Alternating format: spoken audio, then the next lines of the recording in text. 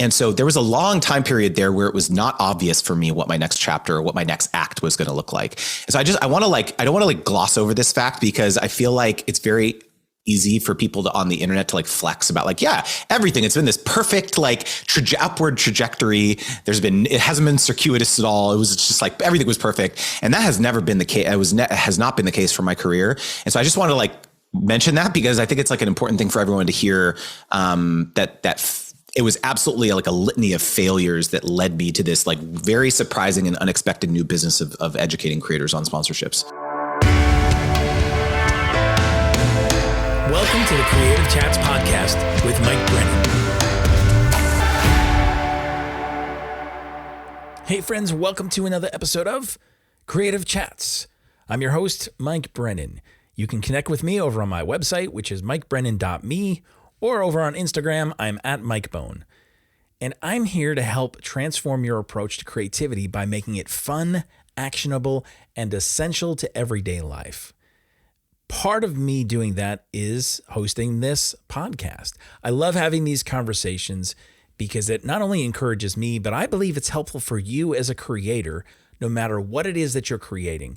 We all need to hear that people are creating things, that they're having these problems to solve, and hearing what their journey looks like, not just the end results.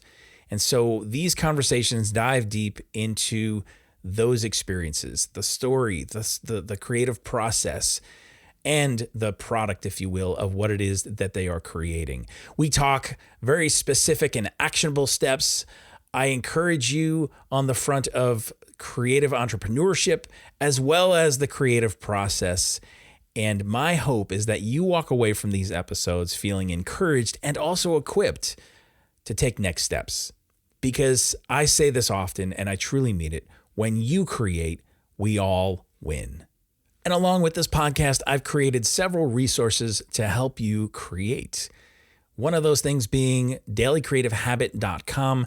It is a one-stop place that you can go to and find resources like the Daily Creative Habit Journal, my book, Make Fun a Habit. You can find all sorts of resources there to be able to empower you and equip you to take your next practical step. So swing by dailycreativehabit.com and even join our free Facebook group. I can't wait to see what you create today. Justin Moore is on the show today. He is a sponsorship coach, author, and founder of Creator Wizard.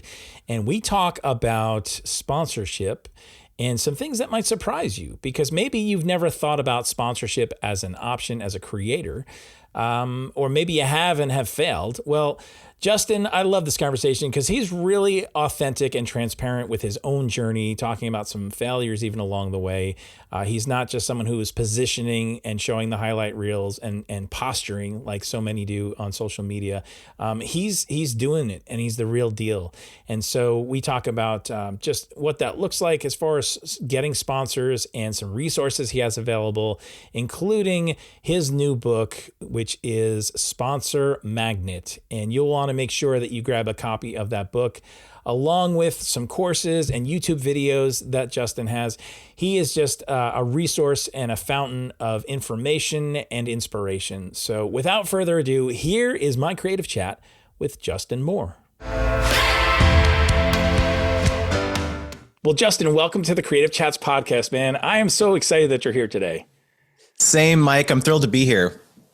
So I got turned on to what you do from a mutual friend, Cabrina. We were just talking about that before we got going. And I love when you find good people and you know, hey, we need to expand the circle here. We need to have more conversations and just serve more people. So I'm looking forward to this conversation. I know it's going to do both those things. I'm really excited about this. Yeah. So you are all about sponsorship. You are a sponsorship coach. You're an author. You're a creator of a school that is Creator Wizard, right? I love that term because now I'm like all in like, oh, Harry Potter land, right? So I'm excited to dive into what that all looks like and how that can be helping the listeners. But before we go down into that, I want to know, like, what was the first experience you had that told you that you were a creator or a creative person? Well, if we had to go way back, the first person in my family who, started down this creator path was not me. It was actually my then girlfriend at the time, or maybe she was my fiance. I think still girlfriend, April. And she started her first YouTube channel in 2009. So way back in the day. And I did not consider myself really a creative person in this regard. And she was the one who started uploading videos. And what happened was basically people started getting interested in our relationship. And so the very first video we did was like a boyfriend tag video. And so like people were like asking about me and like, how did we get together and how do we meet and all that. And so if you go back and watch some of these early videos and they're still on YouTube, please don't search for them. I'm so awkward, man. Like I just had no camera presence. Like I just was very uncomfortable being in front of the camera, because what I was doing was I was helping my now wife behind the camera. I was helping her, film and edit the videos on Windows Movie Maker, because that was really the only software you could use in 2009, filming on our webcam, which was like 144p or something. And so it was like, I did not consider myself a creative person, but honestly, over time, we started doing more videos together. We started a cooking channel together. We started a kind of a vlog channel together. And I went from this like super awkward person in front of the camera to, honestly, now I would consider myself quite gregarious, and that was an evolution. I was definitely not like that over time. And so I now proudly wear the badge of creator, but it wasn't like that in the beginning. Yeah. It's interesting that collaboration was the piece that unlocked some things for you. I'm curious too, like being that this was like, your girlfriend and fiance at the time, working with a significant other, sometimes that presents challenges. Did you have to figure out like how to navigate those waters? Or was it pretty smooth? No, it was not smooth. It was okay. So really the biggest friction point was when, so my wife, her kind of YouTube channel and her social presence grew to a point where she was able to quit her full-time job. And I, by this time we were engaged, and I basically said, I encouraged her. I said, like, you should really give this thing a shot. Like, it's growing. What could it be if you focus, 40 hours, 50 hours a week on this instead of your like, typical, your normal job. But I critically kept my 9-to-5 job for like the health benefits and the stability and all that. And then once the business grew to a point where it could support both of us, and I then made my jump into doing it full time as well, that was when the friction started, because she was used to, up until that point, I would go off to work and she would like set up the camera by herself and do all the filming and the lights and all that. And when I quit, I felt it was this weird thing, Mike, where I felt like I had to justify the fact that I had quit. And so I was like, all right, my turn now to like, I'm going to set up the camera and I'm going to do the lights and I'm going to help direct you with the creative, the way in which we're going to do this video. And she was like, what the hell are you doing? Like, you don't need to do this. And so it was a lot of that in the beginning. It was kind of the butting heads until we realized like, okay, my wife is definitely the creative genius. I need to like get out of her lane. That's her lane. She hates the business stuff. I love the business stuff. Let me handle that stuff. And so it took a little bit for us to figure it out. Yeah. I love, though, that you hashed that out to figure out like where your sweet spots were and what skill sets you each had to lend to complement each other. That certainly is a part of the collaboration and creative process. So no shortchanging that. Totally. So through this, endeavor, you jump into this. At what point does sponsorship become a thing for you? Was it first for those videos and then you thought, ooh, I can help other people? Or like, was this simultaneous? Like, walk us through a little bit of the journey of like, what did that look like? Yeah. So our first foray into like collaborating with a brand came pretty early on when brands started reaching out to April, not offering to pay her, but to offer her free stuff. I think a lot of creatives have experienced this, where they've built a little bit of an online presence or even an in-person presence, right? And you get these companies or brands reaching out and being like, hey, we'll send you our free widget if you make a blog post about us or talk about us in your podcast or whatever, like include us in an Instagram post or something. And in the beginning, we were stoked. Because, my wife, she had like a beauty and skincare focused channel. And so for her, we were young, we had no money. And so like makeup is expensive, right? And so she was like, free hair curler, free, makeup palette or whatever. Sure, send it over, right? We thought we were the coolest thing since sliced bread at that point, right? And so in the beginning, we were just kind of idiots about it. We had no idea what we were doing. We were happy to accept the free thing. And that continued for years, dude. It wasn't like we had this epiphany right away that like, wait a minute here. Hold on. And so what happened was that, so several years had passed and I decided to go back and get my MBA part-time at night after work. And I started taking these classes all around marketing and advertising and negotiation. And the gears started turning, and I would read these comments under April's videos where it was like, she would do this video about a product and it would be like, oh, thank you so much. I never heard of this brand. I just bought it. Or, oh, hey, thanks so much. I just went to the store and got it because you recommended it. Right. All the hundreds of these types of comments. And I just like connected the dot. I told April, I was like, I feel like we're kind of getting the short end of the stick here. Like a $50 like your hair curler is not really like commensurate to the value that you're bringing these brands, right? And so I said, next time a brand reaches out offering a free thing, ask them if they have a budget to collaborate with you. And she's like, there's no way that brands are ever going to pay me money, for this type of thing. I was like, come on, just try it. Right. So the next brand that reached out, she said, do you have a budget to collaborate with me? And they said, oh yeah, sure. If you can include our products in 2 videos a month, we will pay you $700 a month for 6 months. And we were like, like, are anyone listening and not watching? My mind, it's like the mind blown emoji thing, right? And because honestly, like we were young 20s, that was like the majority of our rent at the time. And so instantly, April basically turned to me and she was like, can you handle these emails from now on? Right. And so this was the trial by fire. All of a sudden I was like, okay, here I am, Mr. MBA. I'm going to like start handling all these emails. And so fast forward, for, sponsorships all of a sudden became a really significant part of our revenue stream, surpassing AdSense, surpassing affiliate marketing, surpassing a lot of these other revenue streams that we thought were going to be really meaningful for us. And so what happened, Mike, was that we developed this expertise personally doing, but to date, we've done over 550 sponsorships and we've made over $5 million working with brands. I've talked a lot about this. And to the point in about 2015, that was like, I feel like we should maybe kind of diversify our business because things are going really well now for us. But like, are people really going to watch us for another 5 years, for another 10 years? Maybe not. Right. And so my mind has always been thinking like, I got to kind of diversify the business so that we can have longevity as creators. And so this is where I got the idea of starting basically a marketing agency, an influencer marketing agency to bring opportunities to other creators, not just us. So I went to these brands and I went to these advertisers that were hiring us. And I said, hey, we just had a great time working with you. Are you looking for other people to collaborate with? Because we've got a bunch of friends who have similar platforms, this type of thing. I can help you facilitate that campaign. I'll basically charge you a management fee to be the liaison and, kind of herd cats, so to speak.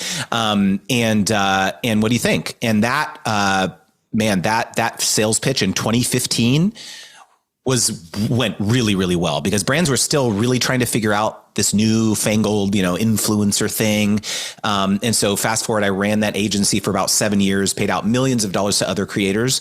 And so developed this whole other understanding of the other side of it, Mike, where I was now kind of in the boardrooms with these big brands and these big advertisers. And they were saying, hey, we don't want to just pay April and Justin $5,000 over here or something. We want to spend $1 million across 200 people.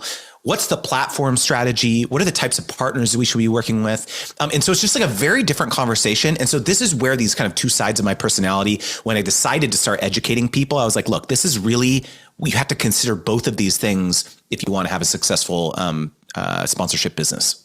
I love that it was so organic in how it unfolded and that, to have access to people who are in the boardroom with a very specific sense of here's the pain points, here's the problem, and you being able to step in the gap and say, I can help you with that positions you tremendously, and obviously, and linking worlds together, bringing pieces so that you're with the collaborators, you're with the businesses and the sponsors.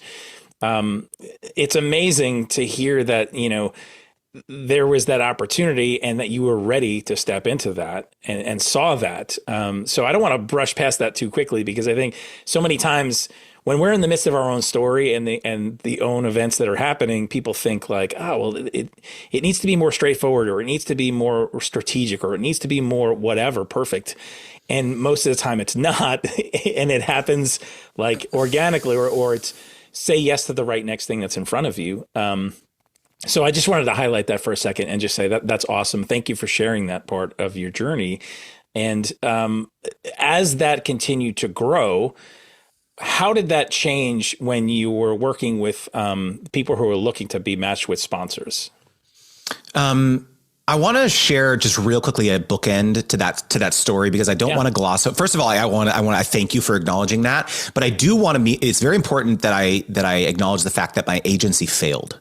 Mm-hmm. There was actually a really, really traumatic event for me when COVID hit. Everything was kind of going really well. But then basically the rug got pulled out from under us. A bunch of our contracts got canceled.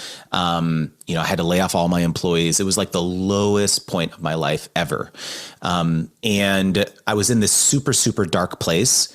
And it was only then where I connected those dots, where I was like, I've got the direct experience as creators doing these sponsorships. I have the agency experience. What if I kind of married these two things and educated people around the process? And so there was a long time period there where it was not obvious for me what my next chapter or what my next act was going to look like. And so I don't want to gloss over this fact, because I feel like it's very easy for people on the internet to like flex about like, yeah, everything. It's been this perfect like upward trajectory. It hasn't been circuitous at all. It was just like everything was perfect. And that has never been the case. Has not been the case for my career. And so I just want to like mention that, because I think it's like an important thing for everyone to hear, that it was absolutely like a litany of failures that led me to this like very surprising and unexpected new business of educating creators on sponsorships. Mm-hmm. I appreciate your transparency in that. And I'm sure that something like that will offer hope for someone who's listening right now, and they're in the midst of that and going, I don't know what's happening here. I keep trying these things. They're failing. I don't understand how these pieces fit together. So thank you for that. That's one of the reasons why I love having these conversations too, is getting to hear not just like, here's where you are, here's the highlight reel, but really like, how did you get there? Like, what were the things you had to go through? And so thank you for modeling that for us today. Having an open hand with your journey, stepping in, and then not just like when you're in it, but then also on the other side. That's a gift to be able to give to people, to say, yeah, you know what? Like, I understand. I know what it's like to go through those times. And so there's so much posturing today. There's so much positioning, and people going like, just look at all the great stuff I'm doing right now. And so thank you for sharing that. And I think that makes you more relatable. That makes you going, oh, okay, like Justin understands what I'm going through. He's been there. And so people, I think, are more ready to listen to what you have to say next in those moments. And so again, thank you for that. Yeah. Of course, man. I appreciate that. So as this continued to grow and kind of evolve, how did that change things when it came to working with the actual people you were matching with sponsorships? Yeah. So when I was running the agency, that was really what I was doing, is I was matching. Basically my customer was the brand. We did not have like a roster of talent that we were managing. That was kind of a difference there, is that our customer was the brand or the advertiser. And then they would hire us and say, hey, we got this big campaign we want to run. And then we would go out there and find the right types of partners to bring the campaign to life. And so that was fine. But really what I realized I loved was actually educating people about the process. It's that whole cheesy, story about, teaching, giving someone a fish versus teaching them to fish. I just found so much more satisfaction in equipping people with the tools to do it themselves. I have this really weird and bizarre belief that like 99% of creatives should not have representation. They should not have a manager. They should not have a broker. They should be learning this stuff themselves and being their own best advocate. I've been in this, we've had such horror stories being in these various networks and, management agencies over the years. And a bunch of friends of ours have had these horror stories, and it just colored this perspective that I have, that no one's ever going to care about your creative work as much as you do. And so it behooves you that if you want to, be able to make great art and continue to make great content, whatever your medium is, it behooves you to actually learn the business side. What would it take for me to understand kind of the economics behind how I can continue to have the stamina to make great art for decades to come? And so that's where a lot of my passion comes from, is like, I'm a creative at heart too. I would love to just sit in my, office all day and write a book and, do all that like that. That's great. But at the end of the day, I got to keep the lights on. I have a family, I have a mortgage, I have kids, all that. And so a lot of my education and my, the ethos behind what I teach comes from that. And that means sometimes that I have to give tough love sometimes. I have to sit down with people and say, like, look, I get it. I get that you want to just focus on the creative stuff and you want to hire just someone to do the business end of stuff. And I get that, but sorry, like that's not how the world works these days. There's a massive proliferation in the amount of creatives and artists out there existing in the universe. And if you want to stand out, if you want to have a livelihood for yourself, you're going to have to do things differently than you may have done in the past. And so that's a hard conversation, I think, sometimes to have, but that's kind of the way I approach these conversations. Yeah, for sure. And, I've talked about it in terms of like having agency over yourself, because there is a sense, I think, where people can fall into that trap of like waiting for someone to come save them, waiting for someone with that opportunity that's going to unlock everything. And, that's lightning in a bottle. Sure, that happens, but that's not a great strategy and business plan. And if you do, like you said, you want to have your livelihood connected with your creativity, there needs to be some things in place. And so, having these conversations, having the tough ones, like you said, even as much as it's uncomfortable sometimes, it's not serving anyone to avoid those conversations. So when it comes to looking at somebody's business and they're like, okay, what are the pieces, right? Like you at one point said, okay, here are the pieces that I have. How can I put this together in a way that helps me move forward and helps me do the things I want to do, and that's sustainable, that you're diversifying, right? We talked a little bit about that. Someone listening today, they may be thinking, okay, what are those pieces? And maybe sponsorship is a piece of that, right? They're just getting turned on to this idea. What is a next step for somebody if they're just kind of dipping their toe in the water, so to speak? With respect specifically to sponsorships, or just trying to figure out how to have a sustainable livelihood for themselves? Well, I would think, let's talk about the sponsorship piece, because I want to follow that into obviously your book. And again, people may be just coming alive with the idea of, oh, this is an option, is this an option, right? Asking that question. Yeah. So I deal with two different types of people who become curious about the idea of sponsorships. The first one is is basically, the traditional kind of influencer, right? The YouTuber, the TikToker, the Instagrammer, the people who understand that sponsorships is like a real way in which you can make serious income from kind of building an influence on the internet. And the conversations I have with those people are easier because they kind of get it. They understand it. They're not uncomfortable with the idea about doing sponsorships.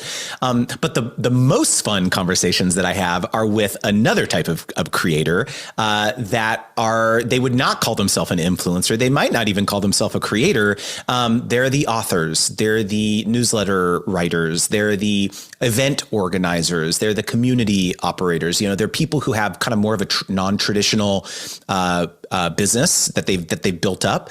And their attitude towards sponsorship is oftentimes it's an aversion. It's like, I don't want to allow a brand or a company to have any sort of creative input into like the thing that I'm bringing to life, or I don't want people to access this community that I've built up. Like that's gross. That's yucky. Sponsorship, isn't that selling out? This type of thing. I love having conversations with those people because very quickly I can help them understand that, wow, doesn't it mean that if I can have the financial means from a sponsor or from a brand, that actually might mean that I could make my art better, that I could make this community better, that I could get us more resources, that I could bring in other guest speakers to like make this community more rich. And the big missing piece, or the gap that I find for those types of people, is not having a transparent dialogue with their community about this, because everyone is fearful that like if I publish a sponsorship and I'm like, I'm sponsored by blah, blah, blah, and the entire comment section is going to be like, you sell out, like, how dare you, you've never done this. Like, what's wrong with you? I thought you were different, this everything. Versus in the sponsorship, when you actually come out and do the podcast ad read or whatever, you say something as simple as, like, I just wanted to say thank you so much to you, listener, because if it was not for you and if it was not for this sponsor, I would never have this opportunity to collaborate with this sponsor. And in fact, this sponsorship allows me to continue to bring you great art for free on an ongoing basis, and helping people understand that it's actually these sponsorships that allow you to continue to do great art. And I don't think that people are that on the nose about it enough to help people kind of close this feedback loop with their audience to help them understand the true reason for sponsorship. And is it really so bad to derive a livelihood, maybe even make a profit? Maybe even go on vacation with money that you potentially derive from your creativity? I don't think that's a bad thing. I actually think that's a great thing. And so, because you won't have the resentment that I think a lot of people build up, a lot of creatives build up over time with their audience, where they're like, they tried to do a sponsorship one time and they got a little bit of pushback and they just feel salty. They're like, I've like been publishing 300 episodes of my podcast for free for 5 years and people give me pushback. Like, something's wrong with this scenario here, right? So there's all these like head junk that I think happens sometimes with the topic of monetization. And so one of my favorite things is having this conversation with people and helping them realize that it's actually okay. Yeah. More than okay. It's like you said, it enables people to do what they love to do.